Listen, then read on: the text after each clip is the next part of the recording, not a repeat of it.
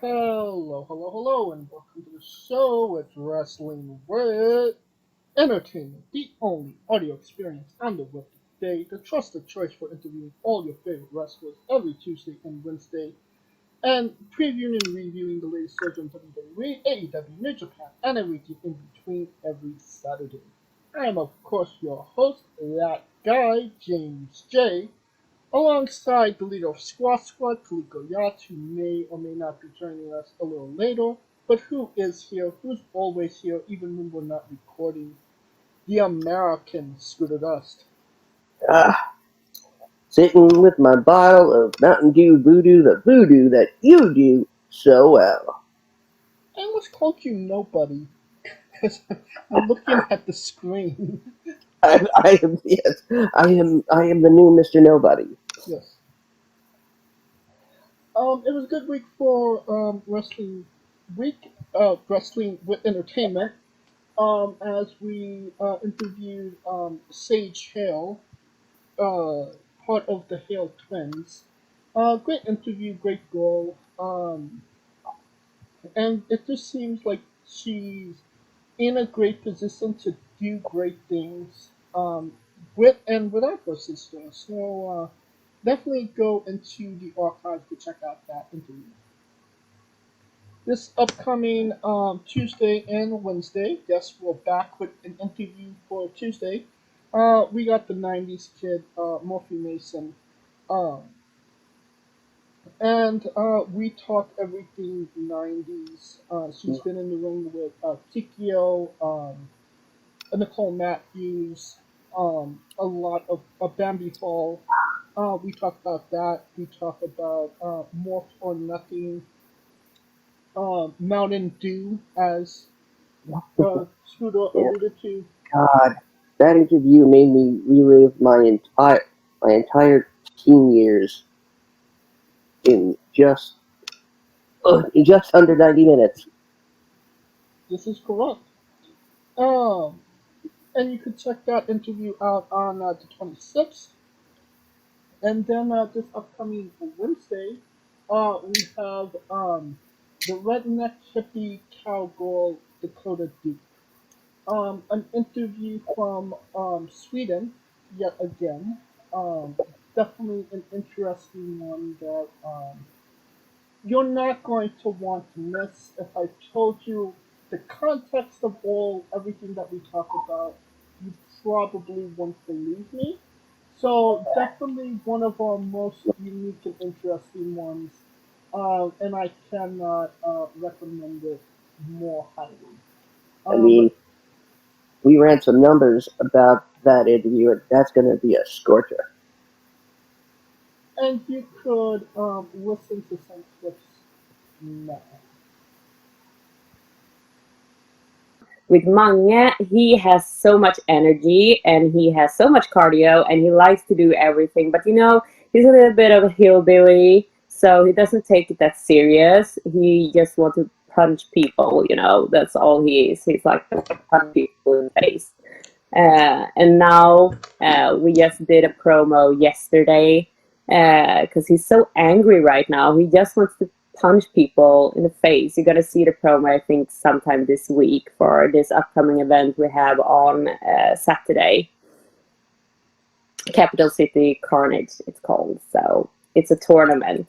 So I want to get him as far as possible and hopefully win the tournament. But he has some tough competition. But we're training this week, and what we're training on right now is his inner self to get this anger out of his system because it's not going to help him. So we do a lot of meditation and hillbilly hippie stuff, some yoga, meditation, trying to get him more down to earth because his anger issues are off the roof right now. How's the meditation going? Well, it's not going that well, if you need to know. He can't sit still. I mean, what's wrong with him? Ugh, I'm so tired of the bearded brothers, but I love them. But it's like having two big babies, to take care of. All right, and then check out our Twitter page at Wrestling with E, well, our X page, I should say, for information on who we're interviewing, when we're interviewing them, and links to those interviews when they come. And it was a great day for wrestling because we are wrestling with the news. It was especially a good week for Impact Wrestling as they got a whole heaping bunch of new signings. No, Stu? uh, oh, yes. Oh, absolutely. Um, of course, on Thursday, a bunch of WWE and NXT signees were released from the company. Um, we kind of saw this coming. You know, it sucks whenever anybody loses their job. Um, but looking at this list, other than the problematic ones, it wasn't shocking considering where they was in the company. No, Fiddle? I'm I'm really curious to see what the UFC list of layoffs is compared to this. Is there going to be a UFC I layoff? don't I don't know, but I think UFC has it safe with the fact they don't, fight every week. Right.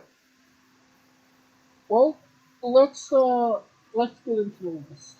And this was announced actually yesterday. Uh, name This is number one, Matt Riddle.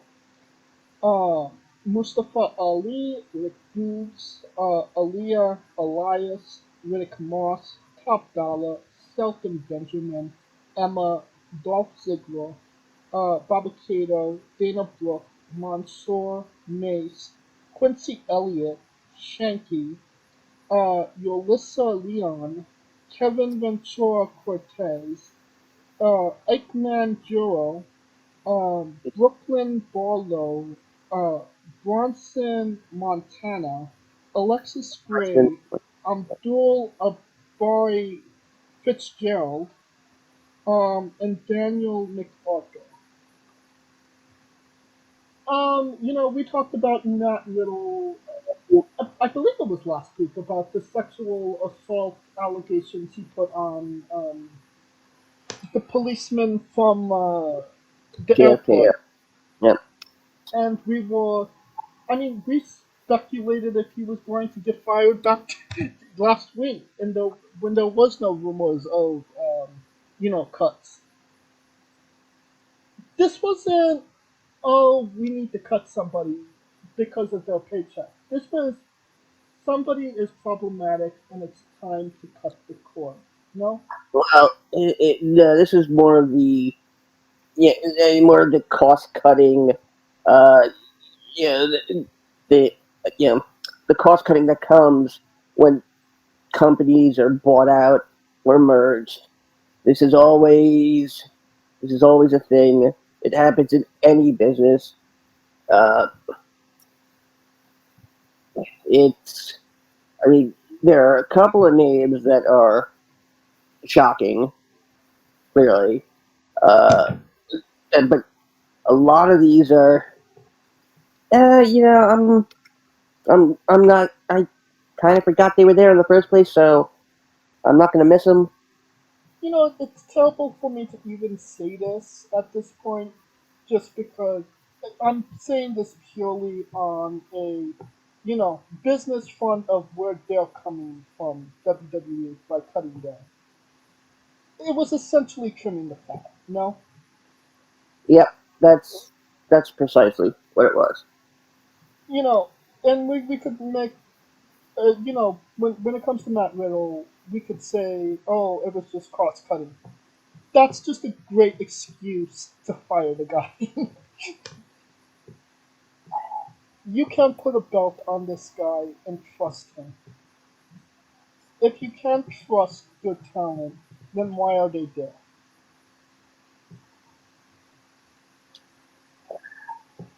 Now, you alluded to, shocking ones. I believe you're speaking about Mustafa, right? I'm Mustafa and Ziggler. Ziggler because he was he's homegrown.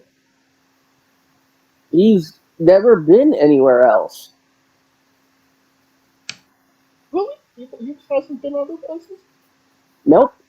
He was, he was OVW Brad back when, OVW mattered, and, didn't need Netflix to survive.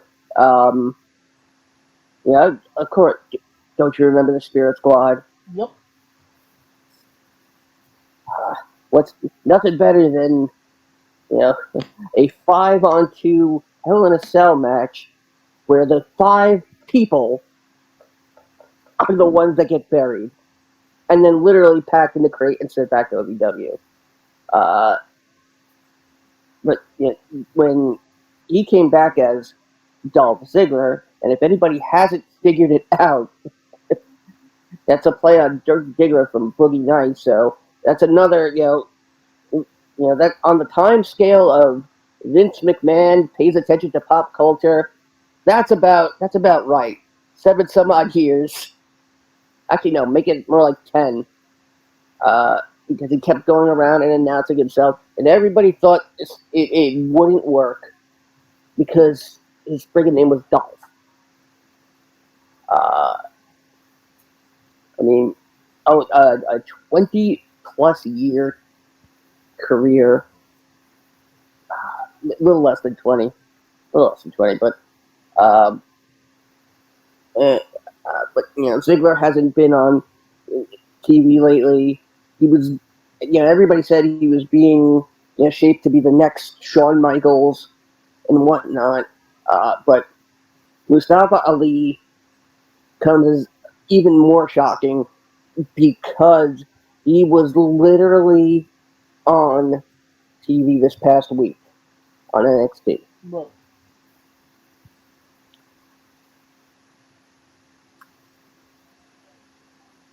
Um, it did seem like Ziggler was going to be a forever guy, but at some point in his career, he just got that X Pac heat, where he's there, great, but you know, he's never going up, he's never going down. He's just existing on the roster. You're gonna see him have a match. It's going to be somewhat good, and that's it. I'm not quite sure what they gave up on him. I think maybe after his title, when his Money in the Bank cash in, and then he lost it like a month later because he had a concussion. I don't feel like he really recovered after that. He cashed it in the night after WrestleMania 29. Um, and the thing about it, I think, actually the turning point is Survivor Series 2014, where Ziggler has the best night of his entire career. And they portray Ziggler as the plucky underdog, defeating the Authority, with help from Sting. But you know, Ziggler was being that was the whole thing is that everybody thought there was going to be a huge push after that, and people were expecting him to actually win the Royal Rumble, uh, and he just treaded water for the next 8-9 years. I mean, the most significant thing he did um, after that was winning the NXT title, which was just a device to make Braun Breaker Um, bigger.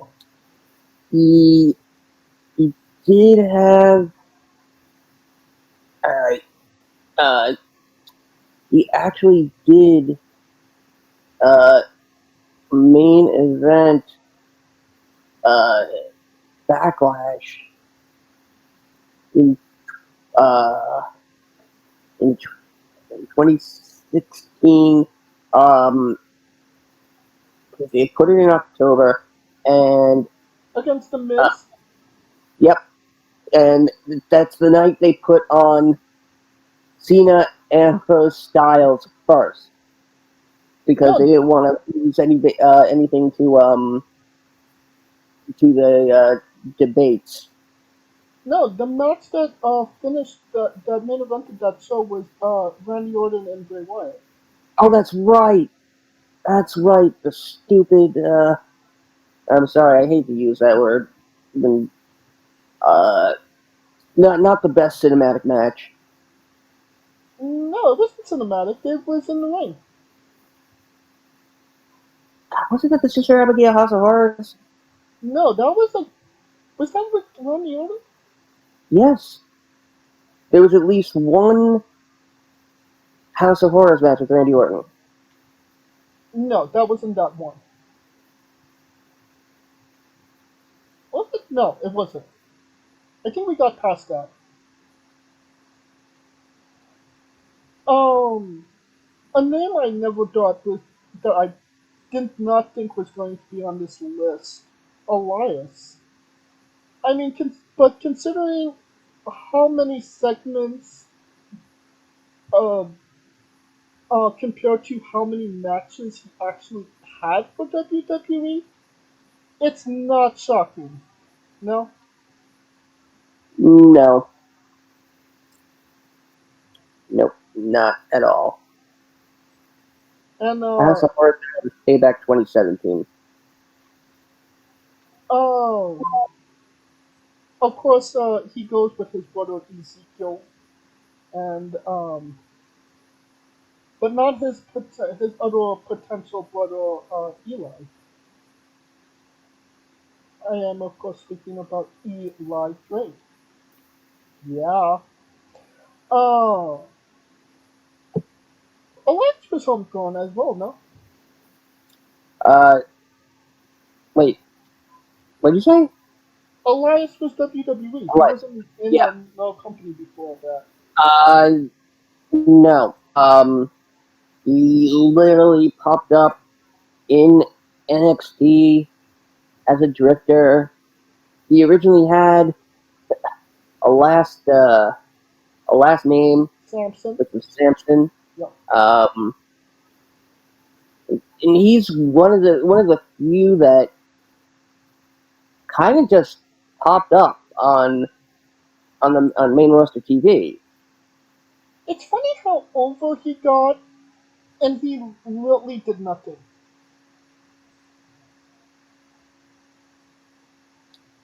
I want to work with the fire. Oh, I mean, and his biggest win, I would say, was against Baron Corbin at WrestleMania 36. okay, but his biggest moment was with the Undertaker at WrestleMania 34. But think about that. Think about that for a second. His biggest moment was. His biggest match was. You kind of understand what I'm getting Uh, at? I think his biggest match was that uh, the Gauntlet match on Raw, where he actually got to be part of the first ever 7-man Elimination Chamber match. I don't remember that. Yeah, it's the one that where Seth wrestled for almost an hour straight. Oh, I didn't watch that episode. Um, Aaliyah. If I'm being honest, I'm surprised she survived in WWE as long as she actually did. She Yeah, had no charisma. She had no wrestling ability whatsoever. Um, again, every time the NXT had cuts in the last like 5 to 10 years, I was like, why isn't Aaliyah on this list? Why isn't Aaliyah on this list? And it's still somewhat puzzling to me. Maybe, we know what Gigi does for shoes. We don't know what Aaliyah does. So, I that's mean, what I'll chalk she's that up to. she's in the record books uh, for the quickest women's match win. I mean, so is Natalia. Yeah, but hey, at least Aaliyah didn't have a gimmick where she had IBS. Well, she had a gimmick that gave people IBS because her matches were the drizzling shits. Thank you. I mean, I do think they need another, spunky female that's, Zelina Vega's height. So basically, Selena Vega. If we could clone her, that'd be great. But what's wrong with Selena? Because somebody to we need somebody to kind of counteract. You need that heel to her baby face. Why isn't that Alexa Bliss, though? That's another name I'm scared of coming up. I don't think so. For the simple fact that, She has a kid. She needs this job. she's got kids, yes, but she does good work for WWE when she is actually in the ring. So I feel like she has somewhat of a job security in that aspect. Mhm. I I would almost think, considering that we didn't really see a lot of her uh, during Bray's unfortunate passing. Um, I hate to say this, but I think that's gonna be taken into account if there's ever, uh, you know, if there's ever if it's ever up for debate, in corporate office. You know,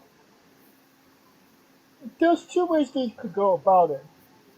They can continue the story with her and uh, Bo Dallas as Uncle Howdy because he was Uncle Howdy, and they could wrap up the story, in a nice little neat little bow, just to give the fans some type of peace of mind about that open-ended story, and maybe be a nice little tribute to Brave in the same breath. Or they could, the demonic Alexa Bliss, they could just brush her under the rug, pretend it never happened, and just let her continue being Alexa Bliss. Little Miss Bliss, I should say.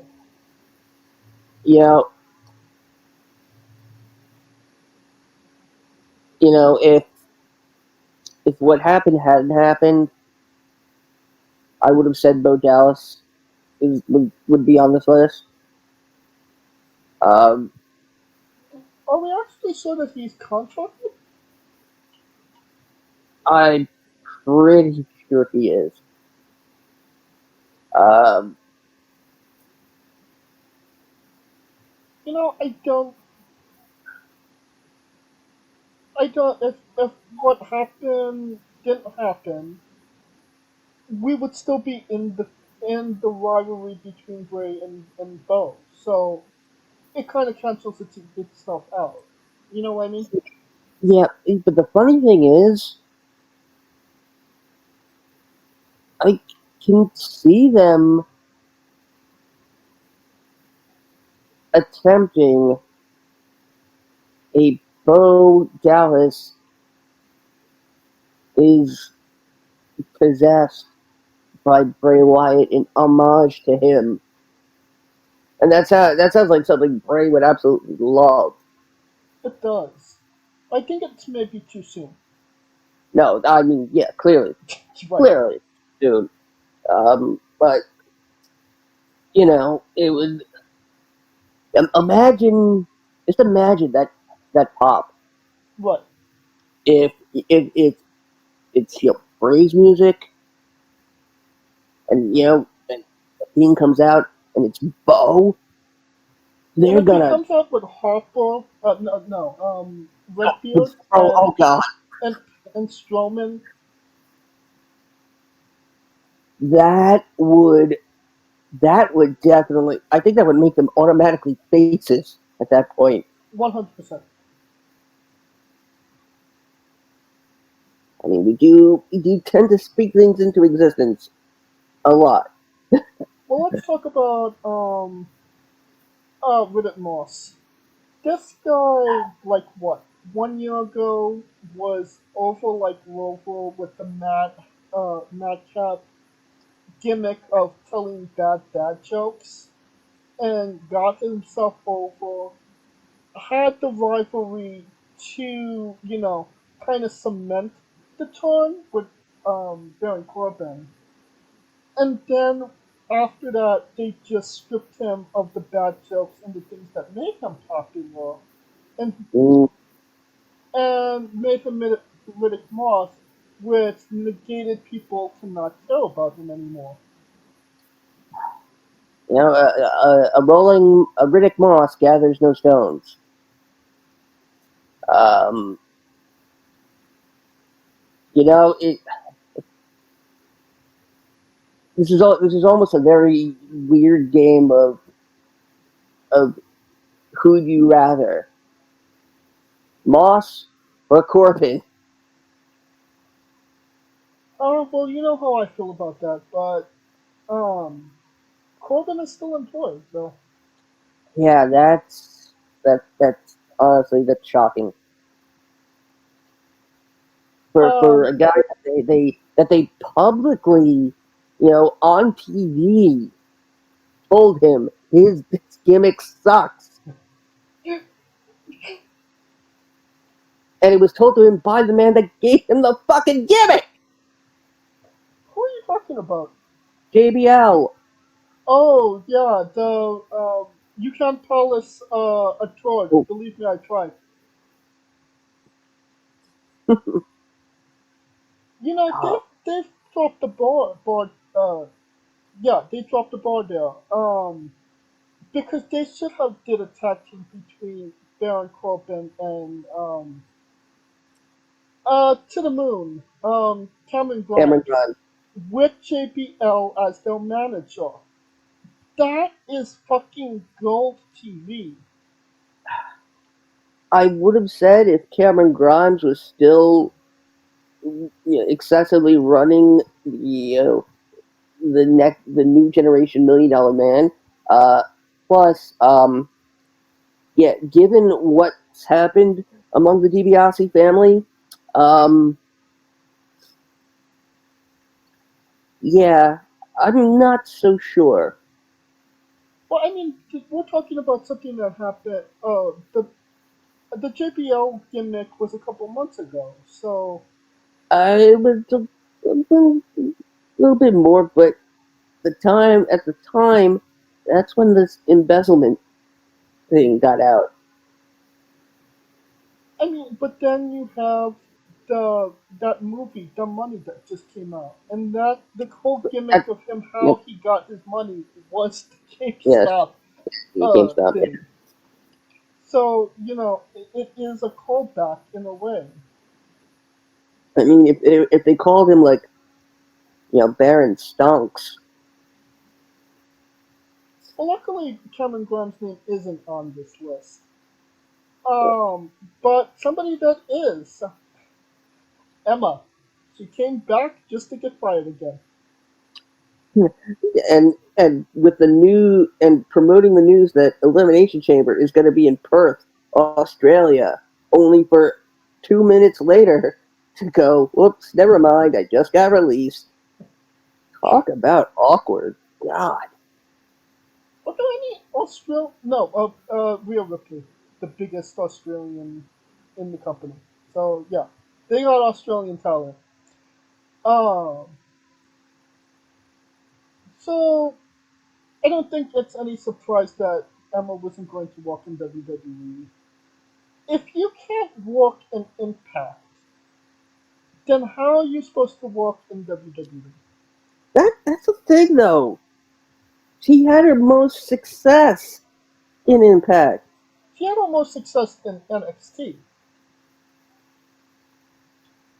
I mean, I'd love to see her do the dance again and that theme music.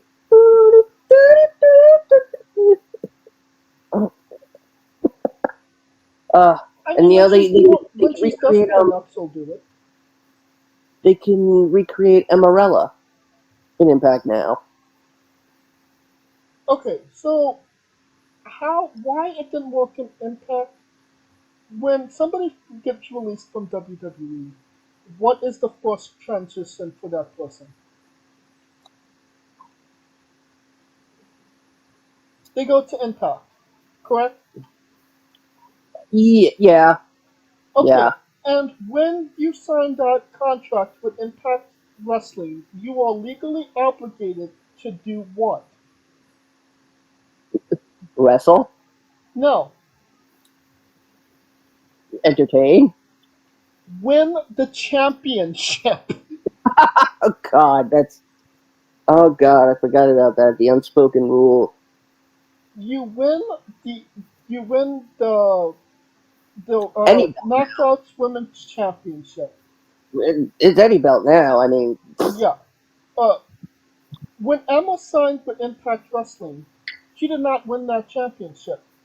She has yet to win that championship. So what does that tell you about her and her personality? That Impact, literally the most easygoing company out of all the companies out there today, will not put a belt on you. now that now that Emma's released and Moss is released, she can go back to being Tennille Dashwood, and Moss can be captain. And they can be captain and Tennille. Oh God. Oh yes, Well, I'm more partial to Emma Moss. uh, mixed martial Moss. Emma Ross.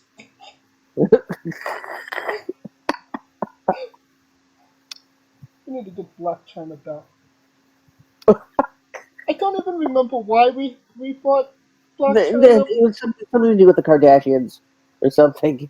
I don't fucking Uh, know, but I think I think it was a Twitter thing. I don't know. I don't know. Accent. Who gives a crap? It, like I listen to this. Um, like people watch this person, Dana Brooke. Um, how's she gonna pay for her next plastic surgery now? Oh God. Oh God. That poor woman. That you could literally do a timeline of her career by how her face looks. You know, and it is a shame because when she first came into WWE and NXT, she had a lot of potential. She was You know, part of the beautiful people. sh Um, she was with Emma. Emma was her little buddy. She had that rivalry with the announcer girl. She was athletic. She was pretty decent she in the could do, ring, she could do and that impressive flip on their entrance. right. And it just seemed like it was her career, her future was good, and then she got to the main roster, and it feels like her legs were clipped from underneath her, and she kind of lost all her confidence, and it was just down. She fell harder than she did at WrestleMania 37. on the round. Uh, uh, Bringing her up to the main roster as Charlotte's lackey, trying to dress as Ric Flair, especially when nobody on the main roster was supposed to know who it was. That kind of was a bit DOA. Um, I never saw Dana Brooke as champion material. Not even 24/7 champion material, and she's held that belt. Uh, but when your best angle, where the most watched part of your career involves an angle, where it involves a, a, a, a wedding about a title.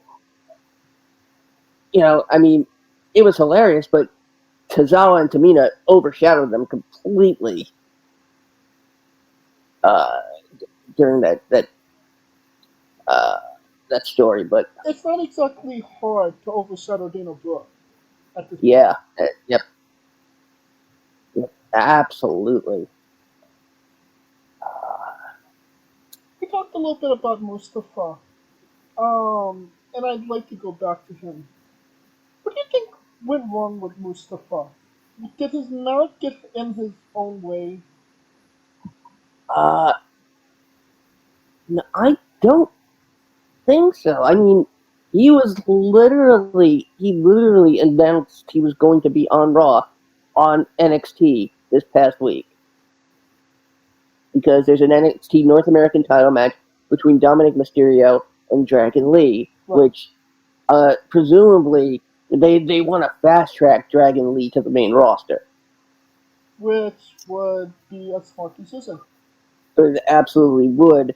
I'm not sure if Raw is the best place though. Well, I I mean, think you're not getting him on SmackDown. What? You're just going to put him in the Latino World Order? mm, no, I just think he could have more. I think better matches if. Then again, you know what? They'll probably make him. They'll declare him a free agent. Possibly. Um, but Ali.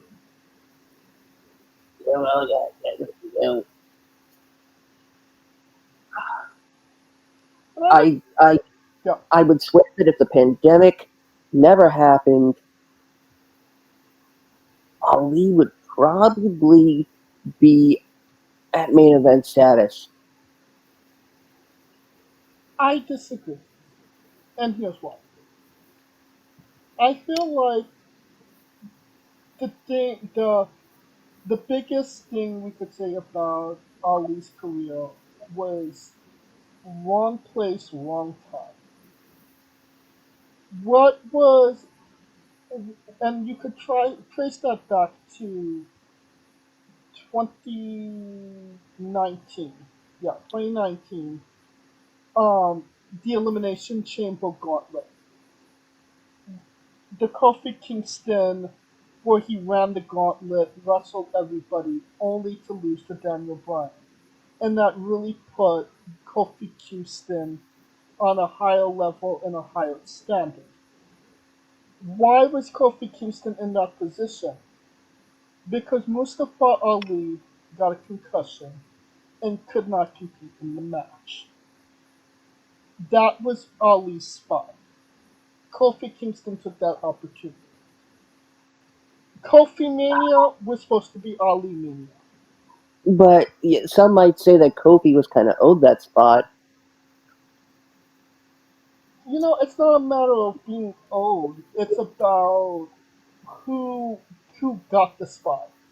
He got that spot. But if that was, you can't tell me that that spot wasn't meant for Ali. It was supposed to get Ali over. It got Kofi over, which I'm not complaining about it. I don't. I and I'm not. saying that Kofi absolutely did not deserve it, but that was where Ali fell from grace. Then you have the hacker gimmick that never went anywhere. Uh, you have the controversial tweets where he ends up getting released that first time. Was he released? Yes, Okay. Um. Then you have retribution. what was it called? Retribution, Retribution. which was the with the stupidest fucking name you could ever have Yes, used. the absolutely stupidest. It's slapjack. Hey, And let's take the thing Stevie Ray used to carry around and make a character out of it. so yeah, it that that died out, and what was supposed to be, the new Nexus became a a mid card A jobber C team. a C tier New World Order that Right. that only had Virgil. And then they did the whole thing with him and Mansoor. Um, Oh, that prejudice a bit. yeah. Speaking of Mansoor, he's on this list, and I'm disappointed in that because I liked Mansoor. He was a nice guy. You know, Mansoor mania every Saudi I Arabia mean, show. No, he's he's got a win of the biggest battle royal of all time. he beat Cesaro. Yes, it's um, they were pushing him as the great. I don't want to say it like this, but I'm gonna the great Hindu hope. Hmm. They like he was the second coming of The Great Khali. yeah.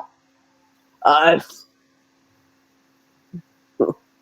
I mean, hey, he greatly came back for that show in India, He did. and then you have the fact that, which I assume this is going to lead us into Shanky. Well, before we get to Shanky, unfortunately, Mansoor goes back into Carbonite. Um, when he will be released from it ever again, who knows? But he will be kept in the gorilla position uh, until uh, a time to be discussed. Shanky, oh man, that one really sucks. I like Shanky. He was entertaining. He was full of, those good vibes. Yeah, full of vigor and wanting to have a good time, wanting to be entertaining, knowing what he was. He knew he was he was he was one big motherfucker, but That he was. uh, you know, and he went out and he had fun with it. I mean, how could you look at Omos and then look at Shanky and think Omos was better than Shanky? Oh God, I mean, and again, they hadn't done anything with Shanky prior to the Superstar Spectacle, but at the same time, Indashare was reformed with Veer Mahan and whatever his name Singh is. Uh, You're talking about when Fat Man Singh? yeah, no, that's AEW Singh. This is oh Oh, God, yeah. oh, I can't remember. I'm pretty sure it's a Singh. I'm sorry if that really sounds prejudice. But when it was Veer and Shanky, which, by the way, if you get saddled with a name like Shanky, I mean, you gotta work your ass off to get the name over, let alone yourself. Right. And I mean, they didn't even put any pronunciation on it. He was an adverb. I'm feeling kind of shanky tonight. Shanker's gonna shank. Yep. Like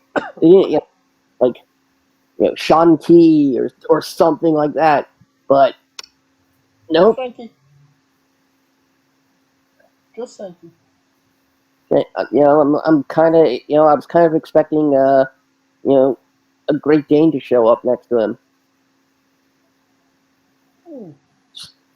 Scooby Doo. But Killian Dane and Shanky. For whatever promotions wants to book that, you're fucking welcome.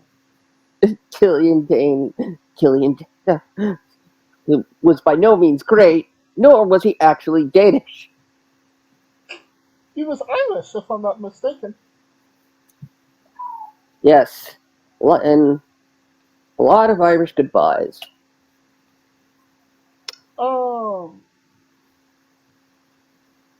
Quincy Elliott. Wasn't that Odyssey Jones?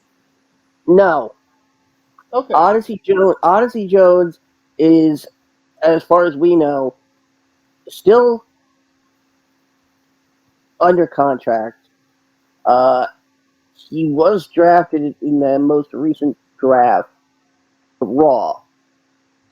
Then he got injured. Oh, he's injured. Yeah. Okay. And oddly enough, he's from my neck of the woods. How about that?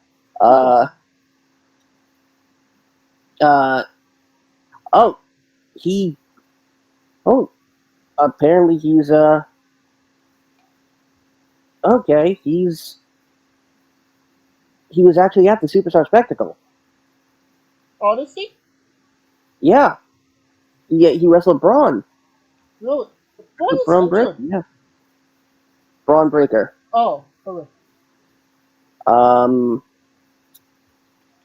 So, but Quincy Elliott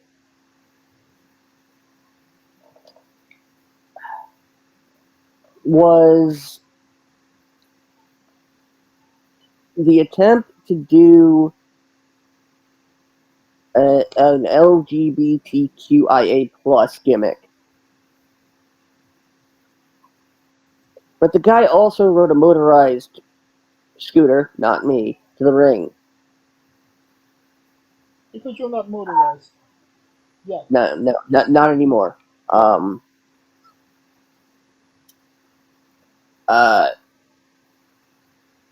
But he was interesting to watch. I mean, the biggest point of his career was winning a match at NXT so he could be Shotzi's co-host for NXT Halloween Havoc.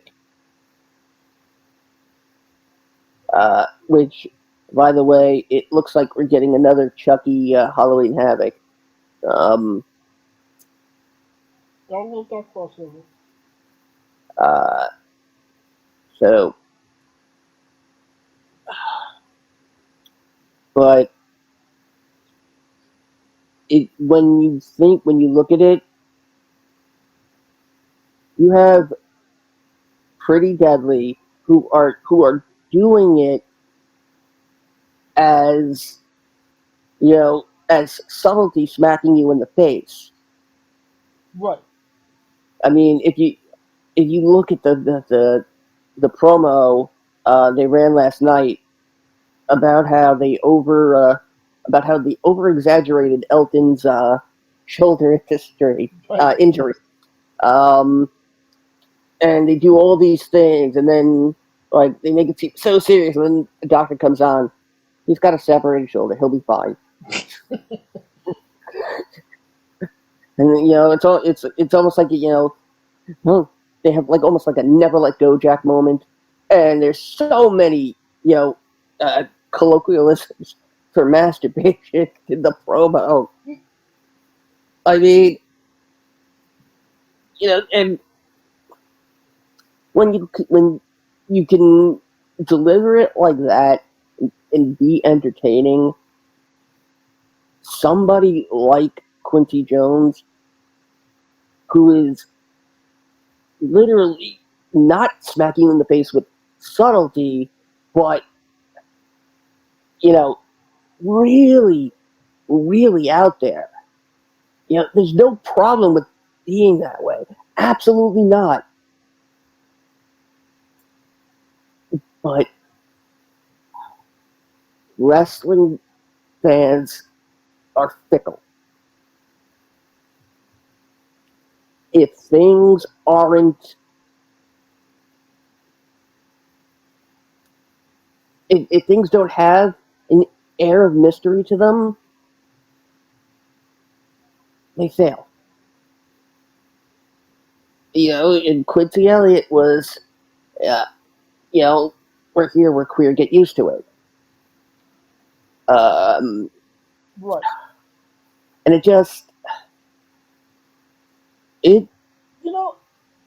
those type of gimmicks, they only work as, like you said, with Pretty Deadly. It's, but it's not explicitly said. You know what I mean? yeah. And and it's almost like Anthony Bowens. I mean, a bunch of people didn't know his sexuality, and they didn't care about his sexuality. Right. He's just the guy that asks his daddy to scissor him, and that says that they have arrived. Yeah, and I mean, that's that's so much subtlety. There's subtlety in that. Because we know what they mean, but then we know what they also mean. Right. And Quincy Elliott was just there to, be fab. And B-Fab she's did gone not get too. fired. She probably will be. Well, I feel like, if they need somebody to pretend to be Bianca, if she's not there, Great Glass and Queso. Mm, you have a lot more people in NXT that could pull that off. I mean, you don't think that B-Fab and Bianca look almost identical? Like they could be twins? No, not at all. Honestly, if anything, B-Fab looks like Lil Kim before she went on the Dana Brooke Botox plan. Now name Mace. You, Kaliko, seem to be really high on Mace. I never seen it, but then again, when you're named Mace in uh, a terrible faction, you're kind of dead from the start, no? See, when they put you on commentary, which if anybody hasn't realized by now, Mace is former Raw commentator Dio Madden, and as Dio Madden, he had charisma. He had he had courage. He had the balls to stand up to Brock Lesnar. Yes, he got put through a table for it, but he was getting over as an announcer. And then they turn him into they consider the Brock putting him through the table, the longest injury ever. And then he's looking like a Mad Max reject, and then he's a male model. The thing about being strapped with the male model gimmick, and not Rick Martel, is that Mace, whenever he got TV time, he sold the crap out of it. He was never looking, into the camera. He was always looking off at the distance, as if every time he was on camera, it was a modeling shoot. He tried to do the best with what with what he had, and then when you take away the foundational building block that you built the gimmick on, and you put them with someone else, that's like taking a boat that's supposed to take you to the other side, of the river, stopping halfway, kicking everybody out, and telling them to swim. Right.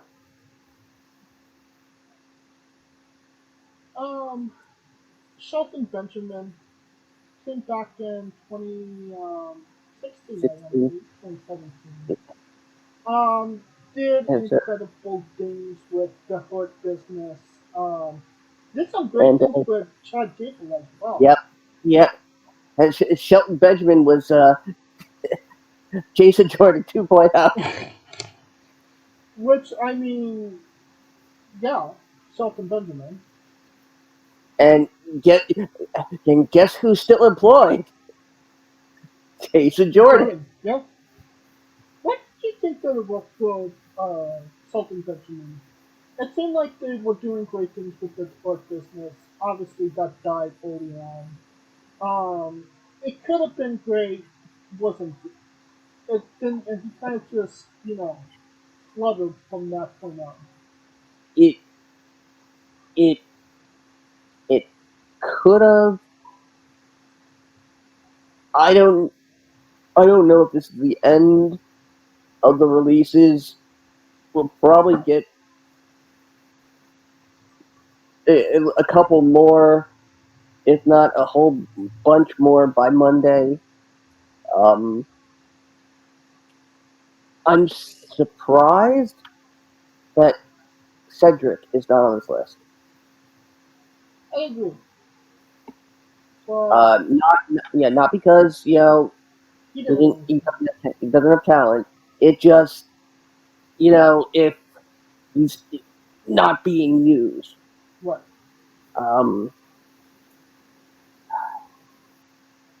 The thing about Shelton is when he got released the first time, he landed on his feet.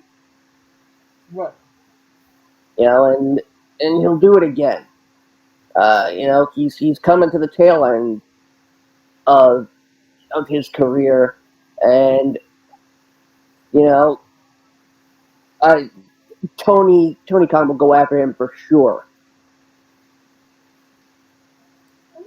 I'm not so sure about that. I mean, Shelton is a former ROH. He's an alumnus. If we get to repackage the Charlie Haas again, and then Tony Khan could say, "I brought back the world's greatest tag team. Worship me." Yeah, except Haas is too busy in SWE down in Texas. So, and he looks nothing like he used to. So, Baba Kato, Commander of Sneeze. God bless you. First, see, originally named Babatunde. That was his indie name. He was apparently a big indie name. I never heard of him before. Yeah, I never heard of him either. You know, I mean, when your first appearance is the Greatest Royal Rumble. I don't even remember him in that. Yeah, he was there. I think he was. I'm not sure if he was before or after Yokozuna. Um, Hmm. but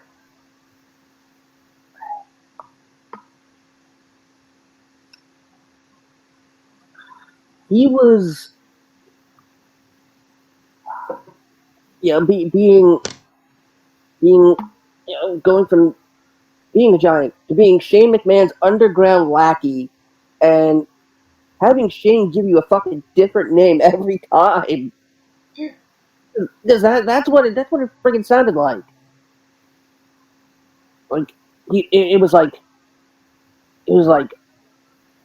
first it was Baba Tunde, then it was like Baba Kato, and then it was Daba Kato, and then it was friggin' Aziz. Why? Why would you? It's the thing with Reggie being renamed Scripps. Fucking stupid. But he was doing. He was, I think, the first ever consistent giant jobber.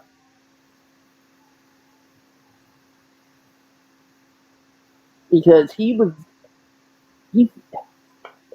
is his last match. I think he lost to Tyler Bate.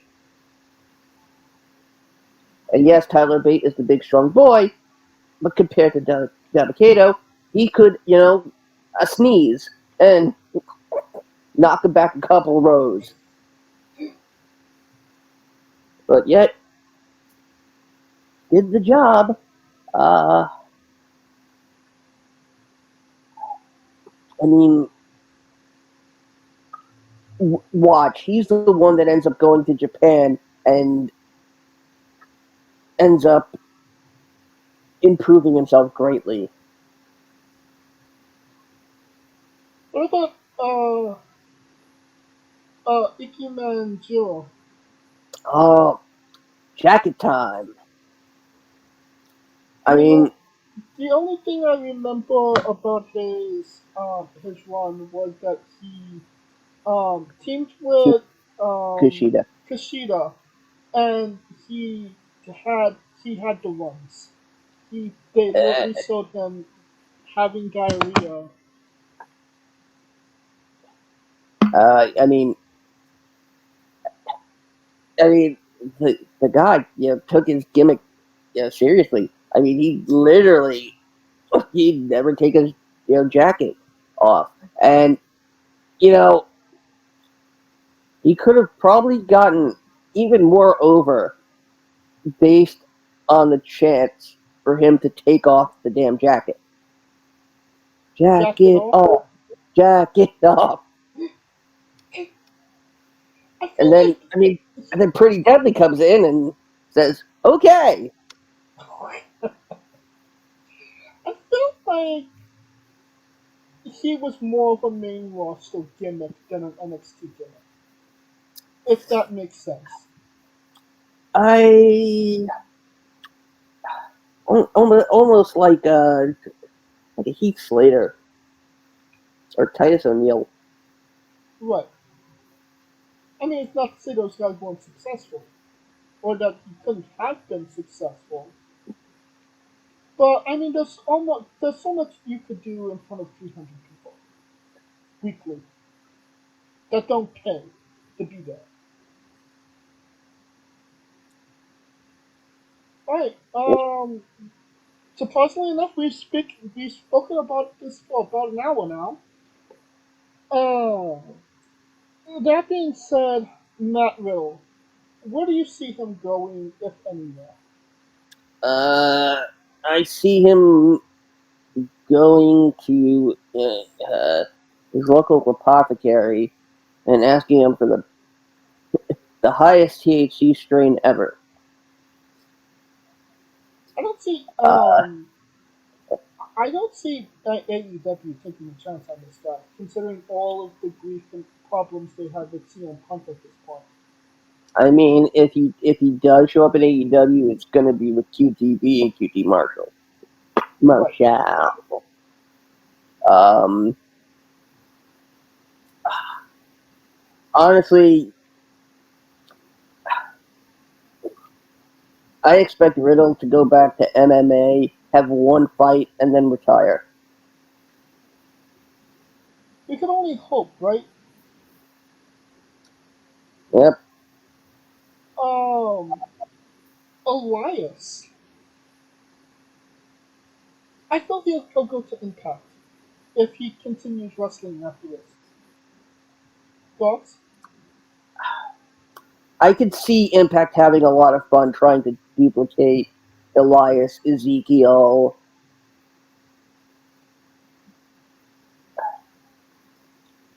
Um, Impact loves doing that type of stuff. They do. Um, so, man, yeah. I mean, can you really make a creative acronym out of Impact? Impact stands for TNA nothing. stands for. Take no action. Um, Dolph Ziggler. I think that's the biggest question mark. Does he retire and just become a stand-up comedian, or does he go to Impact? I He's more sit down comedian. Uh, I personally see him going the GCW route with Zack Ryder and Brian Myers if he does continue wrestling. you know, I wouldn't I wouldn't put it past the WWE to make him an agent. Rehire him? Rehire him as an agent. Because that's what they usually do before they make someone an agent. They have to release him from his contract as an in-ring performer so they can sign him under a new contract as as a behind-the-scenes person. Hmm. Uh, I would, if anything, I'd expect Ziggler to go to Japan. Honestly, I don't. I don't think it would work if he did. I feel like you said, Baba Kato might. One name we forgot to mention was Top Dollar. I feel like Michael Cole was the one that fired him. From Top Dollar to Flop Dollar, you're fired, motherfucker. Second time fired too. His real name is AJ Francis. Um, Francis. it's hilarious that they brought him just to just to get fired. But I mean, when you bring back a group without the leader of the group, it's not gonna go over well, and it didn't. Ironically enough, Adrian the Adonis is still employed with DFAG. Ashanti, the Adonis. Again, first two names, fucking stupid. Ashanti, and then the is Thee. That's that's the royal form of we. Uh, is in quotation marks in his name. Fucking stupid. Yeah, you That bothers you a lot more than it does other people, I believe. Uh, grammar, grammar crap like that. Oh, infuriates me. Rick Moss and Emma, back to Impact, no? Well, Moss, first time Impact. Right. Emma, yes. Aaliyah, um, Canadian Indies? Adopted by the Mysterio family. Hmm. You know, oh my God, watch AEW pick her up and put her with House of Black, Oh God, yes, 100% I agree with this. You so have my permission, Tony. we could redo Buddy and Aaliyah. And if they do the gimmick that Dom is doing with Aaliyah and Buddy, Oh God, that would just be good shit. Uh, I mean, would Aaliyah be calling Buddy Daddy? yeah, Dad, Daddy Matthew. Daddy Matthews. There you go. It's better than Buddy. What a fucking stupid name.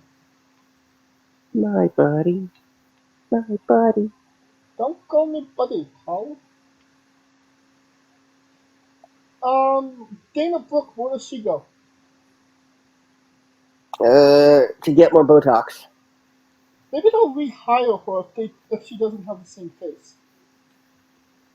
Then they'll be like, who the hell are you? Nope, you gotta go through NXT for 2 years. That's where I was to begin with, bitches.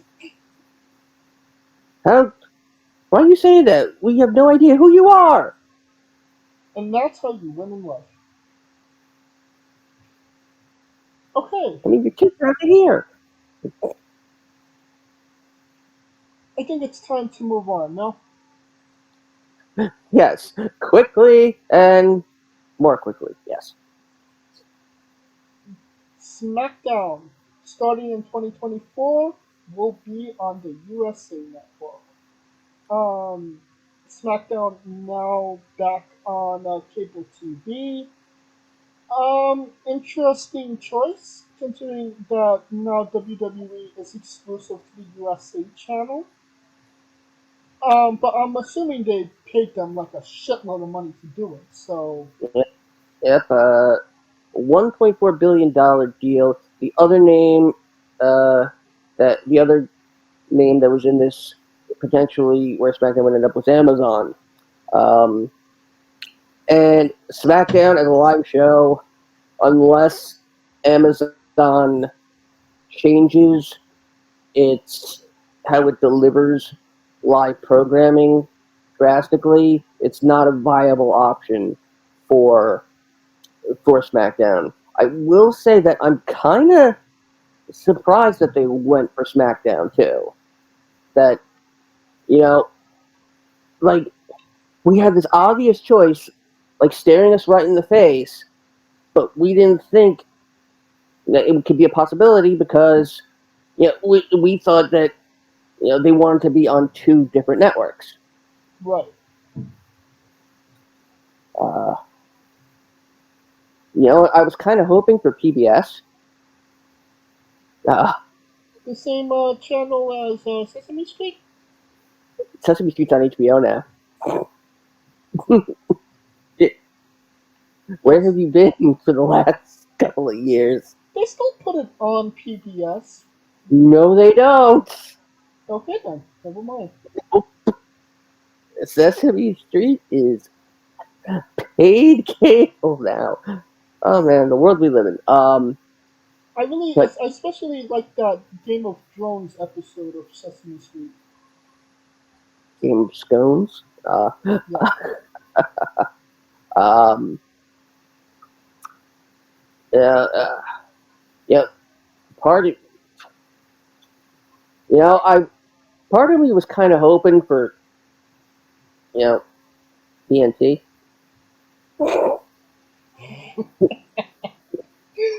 Yeah, oh my god. just to fuck with Tony. Um, I mean, what? Oh, I mean, don't ever put it on Sci-Fi again. I mean, Is the Sci-Fi Channel still the Sci-Fi Channel? yes, yes, it is. Okay. Um, with Rupert Murdoch stepped down from being the CEO of Fox, and and Fox didn't want they just didn't want SmackDown anymore after the deal expired. Um, which is it's an interesting thing unto itself. Yeah, because they worked. They got ratings for Fox. They Uh, definitely did. and they just didn't think they were worth what they were asking for, and I can guarantee you that there's a lot more included in this deal uh, than just SmackDown's broadcasting rights. Right. Um, so, I mean, aside from USA, um, and and every other network I'm thinking of is either owned by Fox or Warner. There's only like three of them now, isn't there? Yeah, and I mean, aside from ESPN, I don't think there was any other place for it to go. Um, that reminds me. I have more info on AEW coming to Max. Well, we'll get to AEW in a minute. Right now, I think we should talk about Elimination Chamber coming to Australia. Coming to Australia. Oh, wait. They're going down Everyone, under, and mommy is always on top. they're coming to Australia. Today, Uh, uh, they're keeping up with these, stadium shows outside of the country that honestly has been wildly successful for them. Whether it's uh, because these countries don't get PLEs often, or because it's been the pandemic, they haven't been there in upwards of 4 years. But you know, but now you know what that means, right? It means AEW, no. It means getting up at 4 a.m. to watch it in the eastern United States. You only 1 a.m. well, I mean, for crazy people like yourself that have to watch it live, but I'll probably wait until I wake Oh, up and watch it at 8 o'clock my time.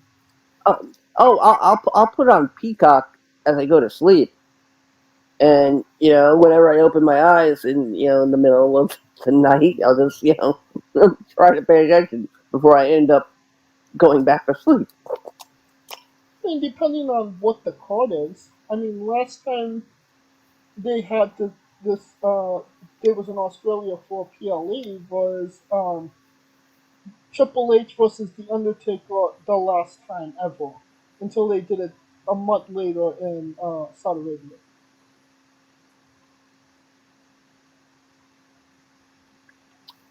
I keep thinking Goldberg Undertaker was Australia. No, No. Saudi Arabia. What I think the Elimination Chamber is always the show that is outside of America for some reason. Who knows? Maybe it's got something to do with deathmatch wrestling. Hmm. Maybe we'll see Joe Bateman. Hmm. Don't go fucking spiders. Uh, it's Oh. I, I'm wondering, for shows for PLEs that wouldn't be considered stadium shows stateside. They're stadium shows outside of the U.S. That's the thing that fascinates me. I don't understand. You know, like Royal Rumble is a stadium event. WrestleMania is a stadium-worthy event here in the States. Yeah. An event like Elimination Chamber, a mid-level, PLE, is it's arena worthy, not Right. stadium worthy. The fact that the fact that other countries are willing to put these, what used to be, you know stupid events that had the tag in your house before it, and now they're It's not they're gonna exactly go the. in. It's not the paid preview at the PLE. It's the name WWE, and that they're coming, and that you get to see, you know, all the WWE superstars that they've been wanting to see. It's just if it was WWE in your house, beware of dog, it would still sell out because these people haven't seen these wrestlers in such a long time, or in such a big event like this. Yeah, all right, fair enough. It's the same. It's the same logic for Wembley Stadium. Okay. But oh, you had some news on HBO Max and Yes. So it's been announced that what we thought was going to happen is not going to happen initially. AEW will likely end up streaming their pay-per-views on Max. Um, Max is introducing a Sports Plus tier for an additional $10 a month. I don't know how that's going to equate to the people who already had Max for free because they were HBO subscribers. but Um, but AEW is not going to be part of that initially, which that in itself, the sports tier, I believe launches. That's gonna launch before the end of the year. Um, I would I would guess that by this time next year, I think we'll be 1 month into AEW streaming their pay-per-views on Max, but the rest remains to be seen. oh, what was seen this last Wednesday was Stadium Grand Slam. It's Stadium Grand Slam, right? No, an AEW Dynamite Grand Slam Dynamite Grand Slam. There you go. at Arthur Ashe Stadium. And I watched the show. Um, Eddie Kingston versus uh, Antonio Itacanoli was fantastic. Um, fantastic moment for Eddie. Fantastic moment for the people. And my feelings were, for every 10 things AEW does wrong, they do one thing right in that moment. That being said, the rest of the show I felt was all wrong. Oh god. Oh my god. Yeah. I usually always have the option of going to Grand Slam, considering it's literally 15 minutes away from me. Yeah, and last year it was something to watch. It really was. This, if the next episode of Botchamania isn't exclusively Grand Slam botches, I'm going to be very disappointed. I had a friend there live who, as much as it was a great moment for Kingston, the guy, as my friend said, yeah, okay, the crowd loves Kingston, but I'm over I'm over Eddie Kingston at this point. Like,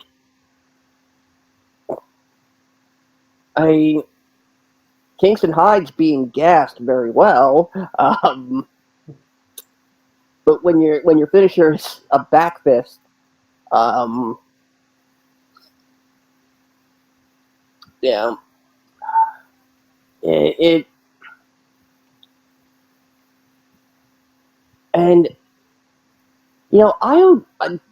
I thought they made a mistake in saying where Eddie won the New Japan Strong title. Didn't you win it stateside, not in Japan? No, he wanted a Corgan Hall. Ah, well. That is the one thing that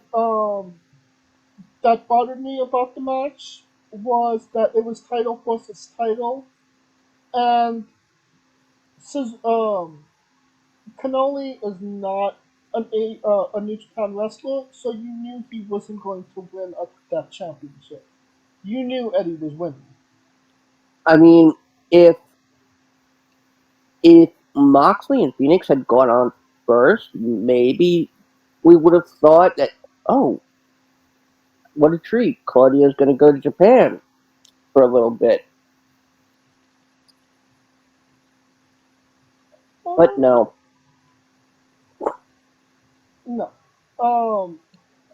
That being said, you got Guevara turning on Jericho, in a very WrestleMania 19 esque way, which would have been really cool if Sammy wasn't wearing the exact same design trunks as Jericho had in that very match with Shawn Michaels. Which is odd enough because Jericho was wearing pants, was wearing full trunks in that match.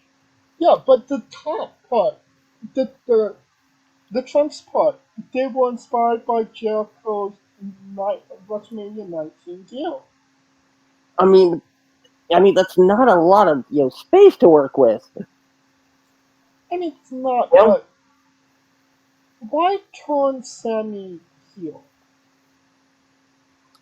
It Well, just doesn't make sense to me. I can tell you for a fact that he was not over with the crowd whatsoever. I felt like he was getting over as a face, but they, especially after the Four Pillars match, it seemed like they were going in a good direction with him, but then all of that died because Jericho wanted him for the match with Suzuki at Forbidden Door, and then he just got kind of lost in the shuffle, like he always does. AEW dropping the ball. And now they made And him join the John Callis family, so. I mean, and let's not hide facts here, but Jericho ain't the Jericho we want at No. this point. This is Dad Bod Jericho. Yeah. and he gasses up way more quickly. I mean, when he went for the fuck the Lion Soul? yeah, the Alliance Salt, the Acai Moonsault, I thought he was gonna break his fucking neck. It almost looked like he couldn't get the full rotation, and he just managed to at the last minute.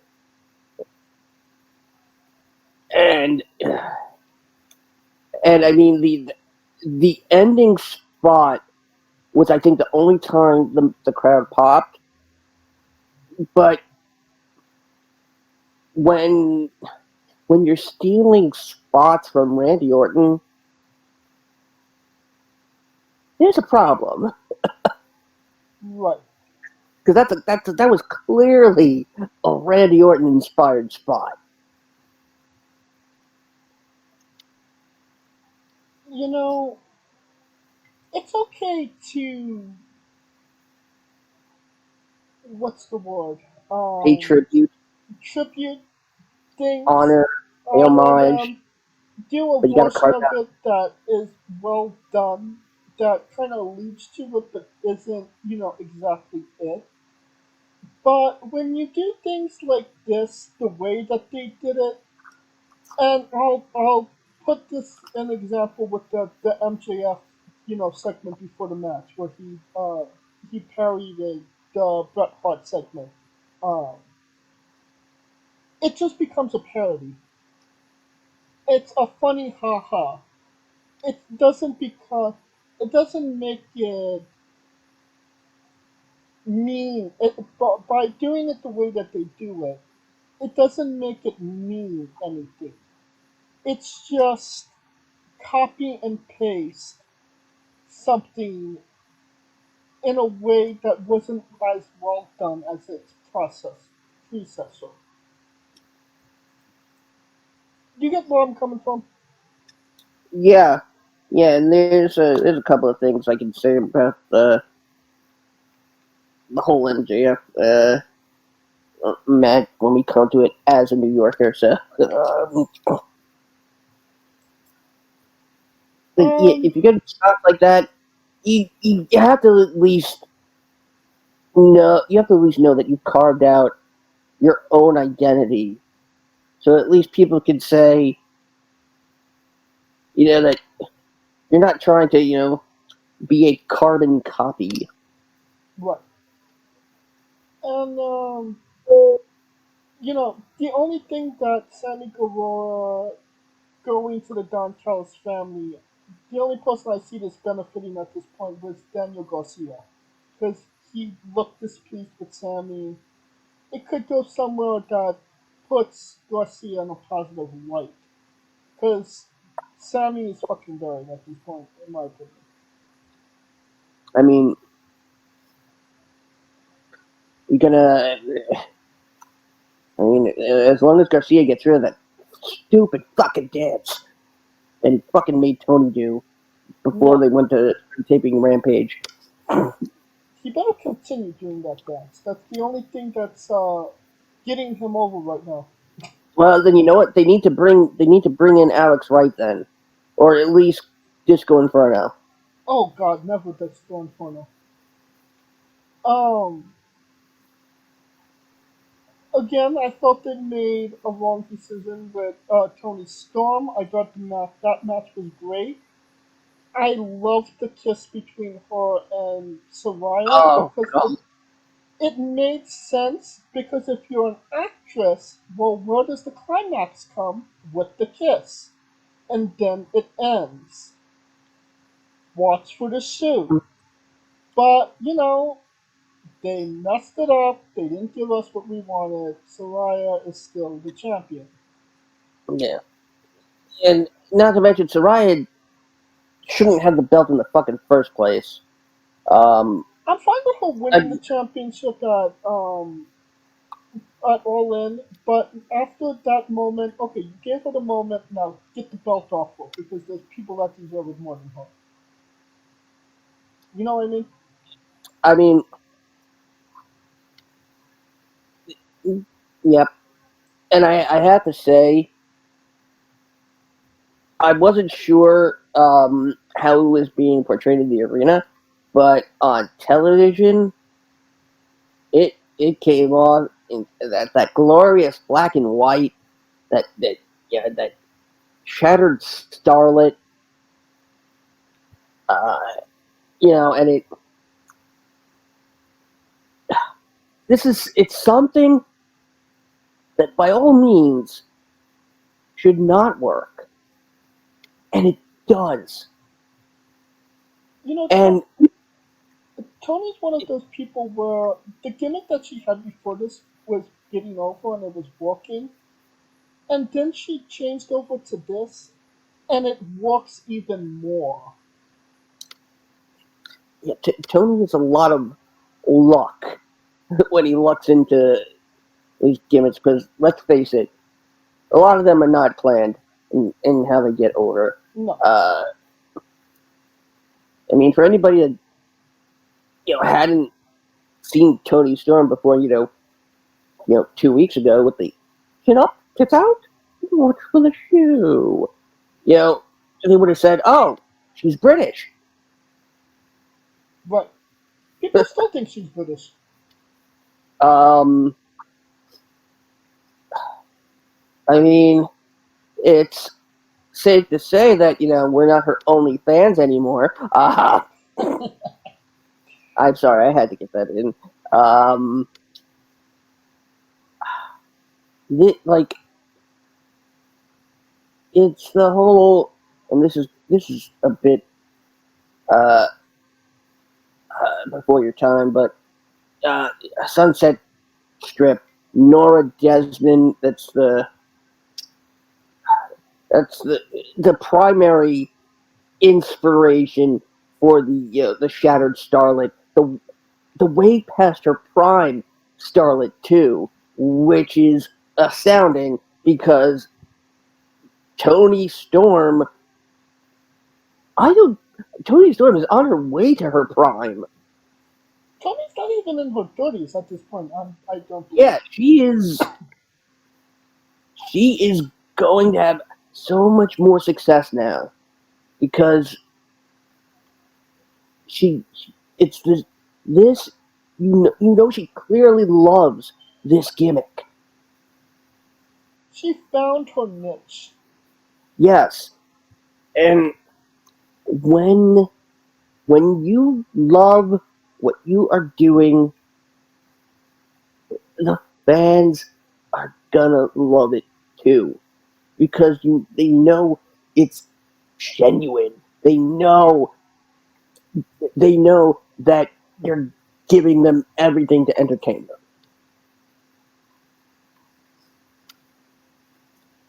John Moxley and Ray Phoenix. Um, Ooh, I didn't.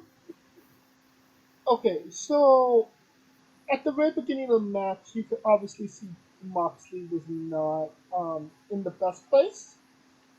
Something did happen to him.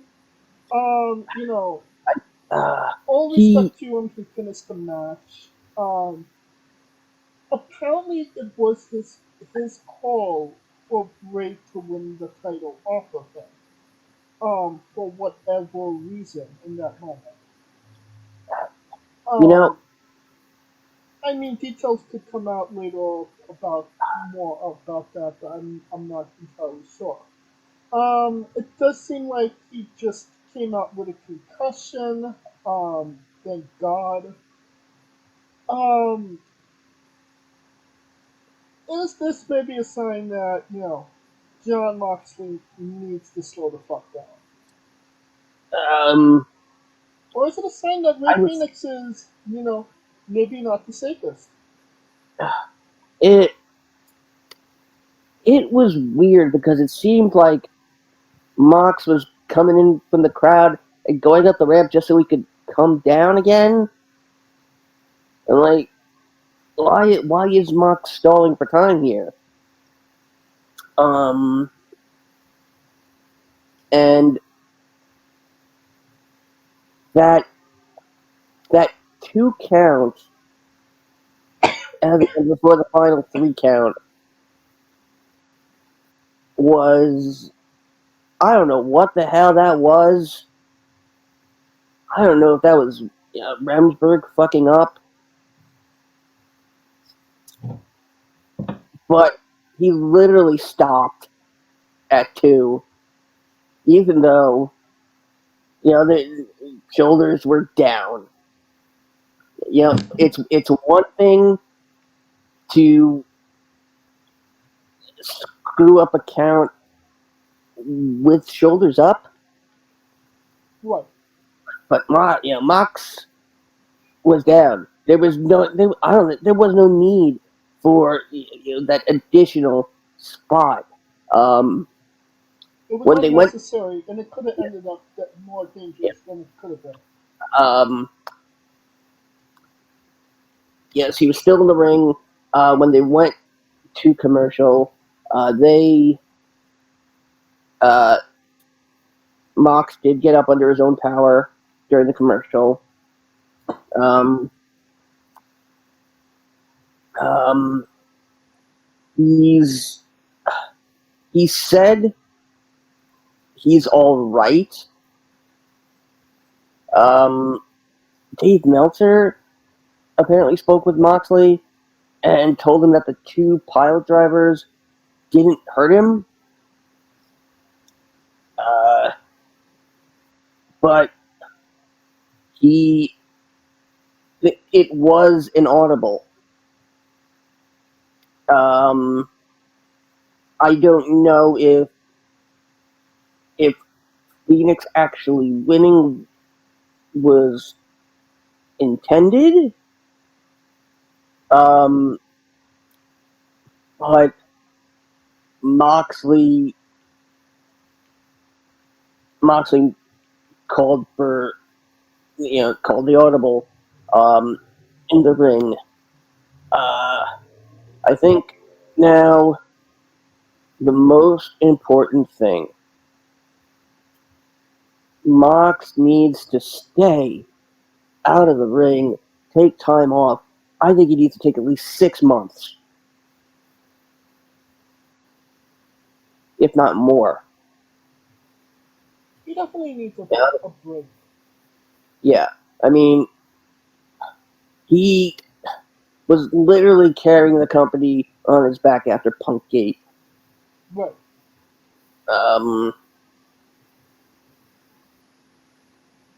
and funny enough, the same friend I had that went to Grand Slam went to a festival in Chicago last week, and one of the rules was no discussing CM Punk until he apologizes.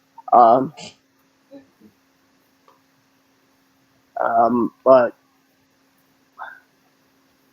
Mox, you're not going to hear this. Yeah, we're we're two clubs from separate sides of the country, but take some fucking time off, man. For the love of God, go be with your kid. Um, Another interesting little piece of news that came out of that match. Stevie Richards does a YouTube show where he explains um, things that go wrong in the ring and explains why they went wrong, how they went wrong, and what could have additionally gone wrong if the other actions weren't taken. And he did a video on Moxley and Phoenix, and AEW put a flag on the video and took it down. Uh, and to say Stevie Richards was not happy about this is uh, saying the least of it. I'm not sure if you saw that or not, Scooter. Uh, I have seen it. Um, yeah, this is basically Cinnamon this is basically being I was actually going to say Shane Douglas's failed mid '90s WWE run. where he would grade everybody when he was Dean Douglas.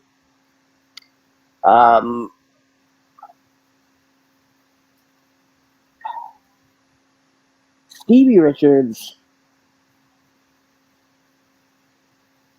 probably one of the more entertaining personalities of pro wrestling, one of the most underestimated, undervalued talents, and never, get the big, never, like, he could have gone so much bigger, especially as Steven Richards when he was with Right to Censor. I mean, hell, THQ thought enough to substitute him for Big Show in No Mercy on N64.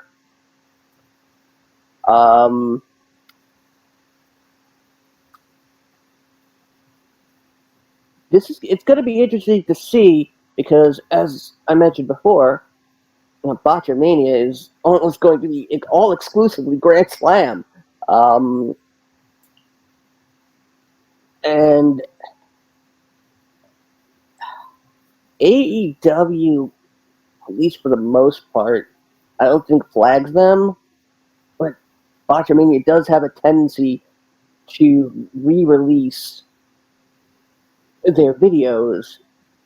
And I don't know if it's on purpose or if they got flagged. But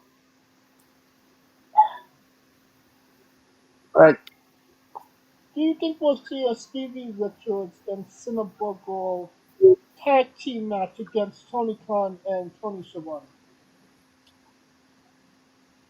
I'd be happy if we just got something with Stevie Richards and RJ City.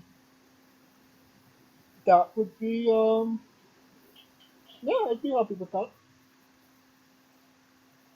Alright, and the other Botchamania thing, you mentioned, Adam Cole running down to the ring to help MJF. Uh, Um, Slipping, falling, hurting his no, ankle. he didn't slip. He didn't fall. He jumped. Yeah, Yeah, there was no accident. It was the landing. he went to the hospital afterwards. Yeah, I mean, and he was clearly limping around. Yeah, First of all, as a New Yorker, when it comes to sports teams, you pick. You don't root for all sides. MJF did a very big tactical no-no when he came out with every New York sports team patch on his jacket. That's the equivalent of a black cat crossing your path while you're walking under a ladder and breaking a mirror at the same time. I love the fact that his graphics were in the color of the Mets, even though their season was the drizzling ships. Yeah, the camera was in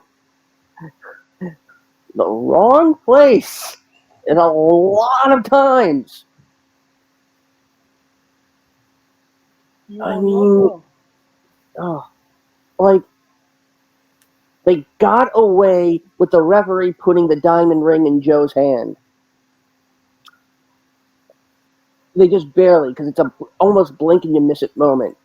They did not get away with the camera guy keeping the referee out of the ring when he was literally on one knee, just phased. It was, oh my god. Oh,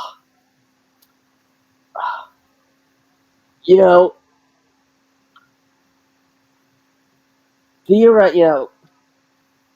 I love the fact that they did a whole tribute that the first time we ever saw Samoa Joe and MJF on TV together, back when Joe was in NXT, and MJF was part of his security. Right. This This was not a match MJF by any means should have won. Yet, he did. Was that the most convincing way? Honestly, I think being able to choke out Samoa Joe when you're a tiny guy, that kind of makes Joe look like a little bitch. Especially when he's doing all the heel shit, and then Max does the heel shit right back. And keep in mind, Joe gets up like seconds after the bell is called for. That's And AEW logic. and the fact that Joe kind of, that Max earned Joe's respect because he was he was able to out heel him. Okay, that's something that's a bit different. I want to know what fucking hospital Roderick Strong was at, because believe me, I've been to plenty of hospitals in the area, and that wasn't anything, any hospital I know. When Roderick had the bed going up and down, it was making the most peculiar noise. I thought my TV was busted.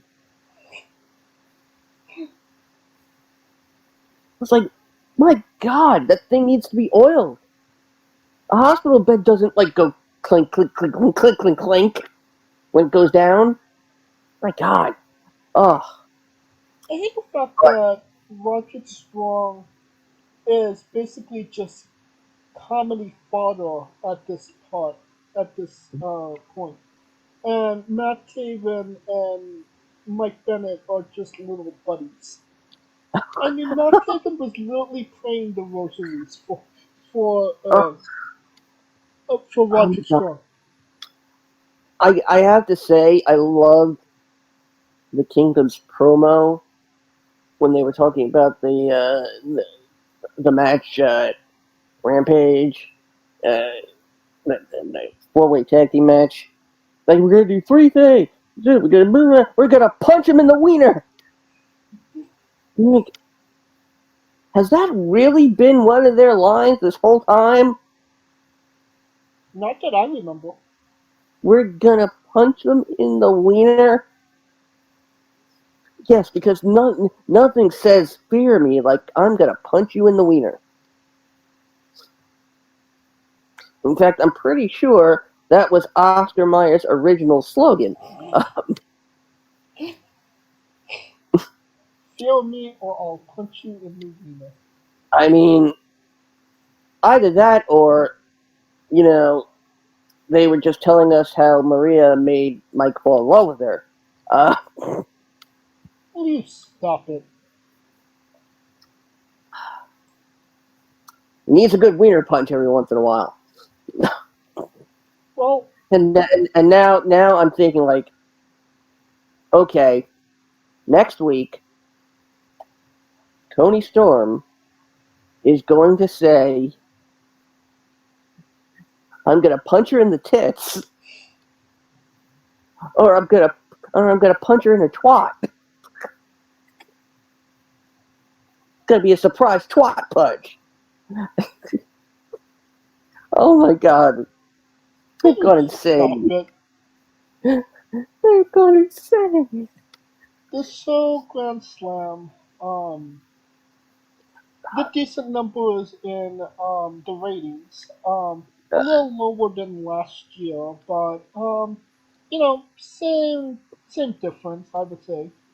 Um, they this show was set up for 11,000 fans. They drew well. Let me rephrase this. Arthur Ashe Stadium is a Wait, 23,000 seat arena. 30,000 for and that's when the U.S. Open Right. is there. This show was set up for 11,000 fans. They only drawed 9,000. The the upper decks, from what I was told from my friend there live, were basically empty. Yeah, because And more than half the arena was empty. I here's the thing. Yeah, it's airing live at 8 p.m. It goes to 10 p.m. and then they're gonna tape 2 hours of Rampage, or at least an hour worth, because they taped some of it beforehand. Uh, People are not gonna want. A lot of people didn't stick around uh, for the rest of Rampage. I mean, most stayed to see Sting, and then they did the smart thing and got the hell out. Um, At this point, the Young Bucks and Hangman Page versus Brian Cage and the Gates of Agony, it's not the draw it would be in a 300-seat arena in Ring of Honor. Cage, Page, Rage, and Nick Gage. It's rhyme time. And it, I mean, okay. I mean, yes, we get Mike Santana. Yes, because I mean, I would have loved it more if he went for Tito Santana Jr.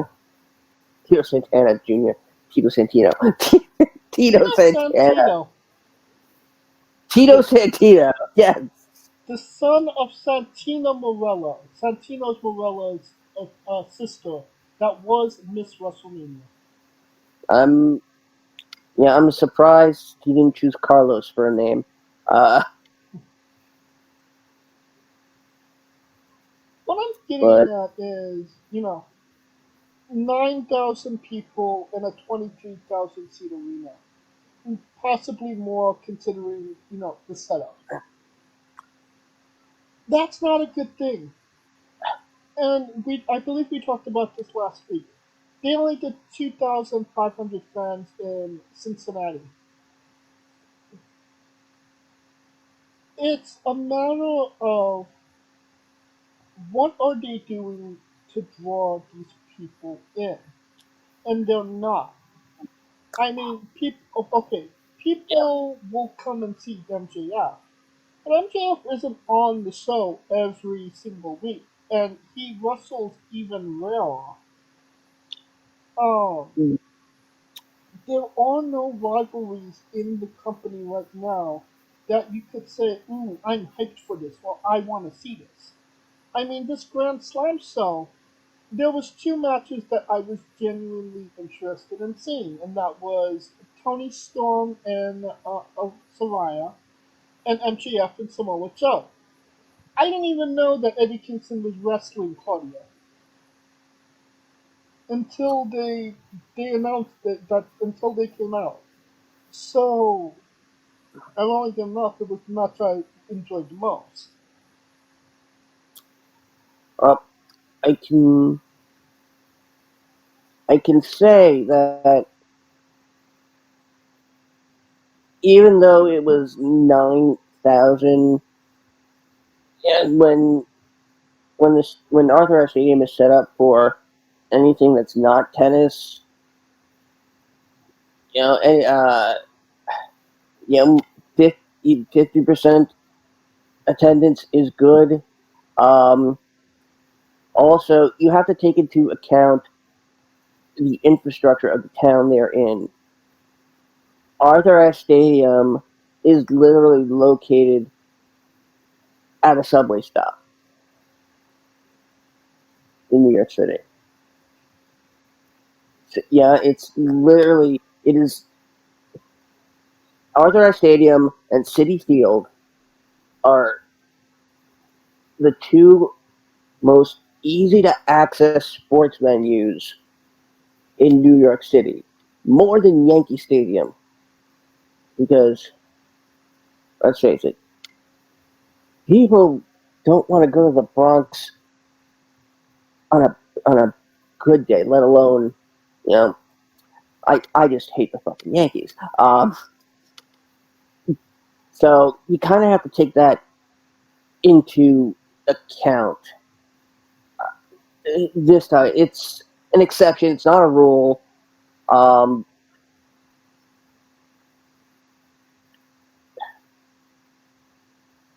I mean, it's it's nothing 9,000, nothing to sneeze at, but uh, you know, you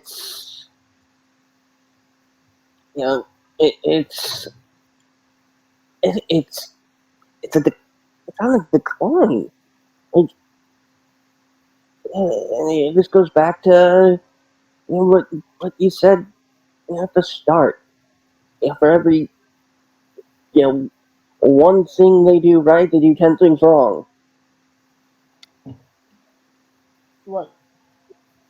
And I told somebody that jokingly while I was watching literally right after the Eddie Kingston match. I said, for every 10 things that they do wrong, they do one thing right.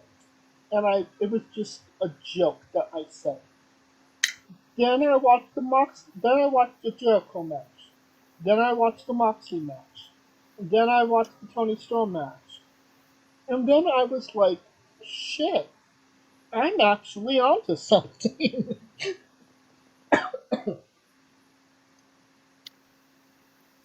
it's Do you think that the fact that these shows are annual is something because like you said earlier, we as wrestling fans we are somewhat complacent.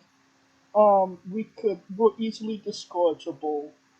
Um okay, AEW is gonna be at Arthur Ashe Stadium. They come every year. Well, I could miss this year. I'm okay with missing this year. It doesn't seem that good of a show, so I could maybe go next year. Or I know they're going to be in the general vicinity in the next 6 months. I could catch one of those shows and maybe pay less to be at that show.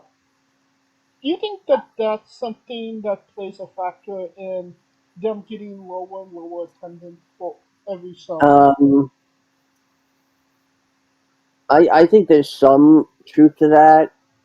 I also think it's kind of a bit of a vanity thing because there's Arthur Ashe Stadium, and if the WWE wanted it, they could do a Raw there. They don't want to because they would probably end up only having enough seats for maybe about 5,000 fans with everything. There's a reason WWE doesn't go there. Right. AEW seeing an opportunity like, oh, guess what? A you know a the number two brand, number two promotion in the country is going to be in Queens. The second home of ECW, and it's going to be in a place that it's never had it before. You know, and because back in the 70s and early 80s, the Sunnyside Gardens in Queens was the WWE's home away from home, in addition to Madison Square Garden. Uh, so, and this is one of the things Tony, I think, does right in terms of business. He looks for where they could go that doesn't necessarily that necessarily hasn't had wrestling before or hasn't had it in a while. But the thing about that is, having a consistent schedule is not Tony's. It's not a skill of Tony by any means. So again, we're back to this. You know, how much of this is Tony Khan's vanity, and how much of it is actual business acumen? Right. And I'm not just saying, Arthur Ashe in New York, but I'm saying this for every show. Because Yeah, now, All In is going to be a Wembley exclusive pay preview every year. which is Um, the wrong thing. Absolutely wrong. WrestleMania is not an event of an exclusive event that's to one place. It goes everywhere. You know what I mean? Yeah, So you don't do that because just logically, it's good. The attendance is going to drop. Whether it was 80,000, whether it was 70,000. If they get 40,000 next year, I would be surprised.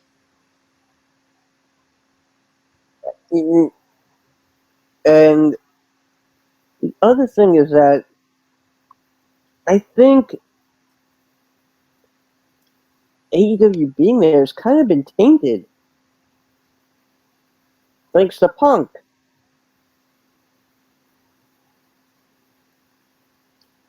So it's like, oh, great, wrestling's at Wembley Stadium, but it's AEW. Oh, all right, fine, I'll go.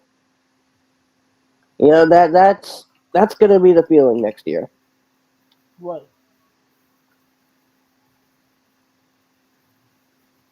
You know, It's wrestling in Wembley Stadium. The promotion is irrelevant. AEW, their, the name of AEW isn't enough to get people to come into the door. They need, they need something to get the people through their door. And they're not doing that right now. Whether Tony Khan believes that or doesn't or whatever has yet to be seen. There, people aren't like I told you off air. I'd like to go to Raw on Monday. Why? Yeah, they're Ontario. Because it's the name of WWE. I know that I'll be seeing WWE superstars, but on not knowing that full card, not knowing, if certain people will be there, I still want to go. AEW Full Gear, their pay preview is going to be in not Ontario, The Kia the Forum. Kia Forum in November. And I literally told you before the show, I don't want to go to that because there's nothing I want to see that they've done. And but I still hate the name Full Gear for a pay per view. So yeah, it's they definitely have a problem, and unless they get another CM Punk quality wrestler, they're going to continue to have those problems. All right, I think we should wrap up this interview. No, this That's it. episode. Yes. Well, thank you very much for having me here. Let's wrap Oh up this episode. Um, I thank gotta you take a crap. All right. Thank you for listening. If you like what we're doing, please subscribe, comment, or on YouTube. Castbox. This is sponsored by Real Energy and Real Coffee. Join us this Tuesday as we interview Morphy Madsen. This Wednesday as we interview Dakota Duke. Follow the show at Wrestling with E, both on X, Instagram, and Thread. Follow me personally on X at JamesJ993. Where can we find Scooter? As always, find me on X at Scooter Dust. Keep an eye out to social media for the future of the remix. It will eventually come back when I fucking feel like it. And, of course, revel in my Dungeons and Dragons antics. Our Season 2 campaign is wrapping up soon.